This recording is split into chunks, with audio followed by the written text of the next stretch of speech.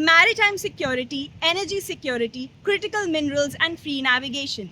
These were the key points of discussion between the four Quad nations that finally met in New Delhi after over a year of no meeting at all.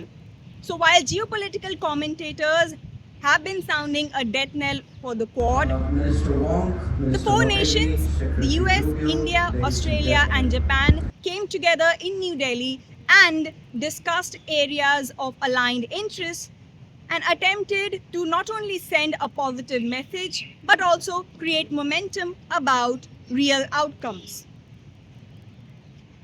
Talking about the discussions, India's External Affairs Minister S. Jaishankar, who also served as the host for the Quad nations, said that the discussions focus on maritime security, critical minerals, and free navigation. He also said that countries that have suffered terrorism have all the right to defend themselves and sent a message for countries which have been the perpetrators of terror on other nations. Speaking about their discussions, Australia's Foreign Minister Penny Wong was more direct about the challenges that the Quad grouping and the world face today. Speaking about the discussions, Wong said that the Indo-Pacific region is undergoing an acute economic stress and that the world is getting more unpredictable.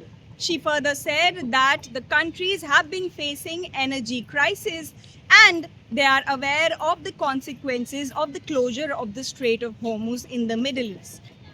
Wong further said that while maritime security was discussed, the Quad nations appreciate the US Secretary of State Marco Rubio's attempts to ensure free navigation and also the US's attempts to ensure that there is no tolling regime. Wong further said that the biggest example of the collective strength of the Quad has been in the recent announcement of the grouping to develop resilient infrastructure in Fiji. Speaking about their discussions, the Japanese Foreign Minister, Mr. Toshegi, said that the grouping discussed the issue of North Korea. He also said that there were discussions on countries that were trying to unilaterally change the status quo. He also mentioned the importance of the freedom of free navigation via the Strait of Hormuz. The US Secretary of State Marco Rubio, who's been in India for the past 4 days, said that the Quad nations not only represent a third of the world's GDP, but also are vibrant democracies with aligned interests. He underlined the importance of the grouping to deliver real outcomes which can benefit the population of their own nations along with the people of other nations as well.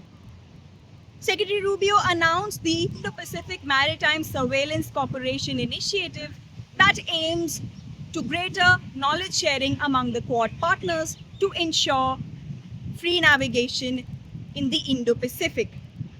He further announced the Indo-Pacific Maritime Domain Awareness Initiative that aims at real-time exchange of domain awareness knowledge within the Quad nations. Secretary Rubio further announced an Indo-Pacific Energy Security Initiative between the Quad nations, but said that the details will be shared by the US Department of Energy.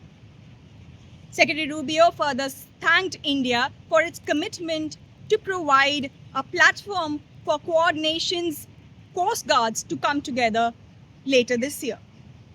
He further said that the next discussions of the Quad nations would happen in the US and underlined the need for not only messaging but also real outcomes that the Quad can deliver. So as for now, it's much more than mere optics for the Quad, with initiatives on maritime security, maritime domain awareness, and also energy security initiatives being announced. We closely keep tracking each and every move of the Quad.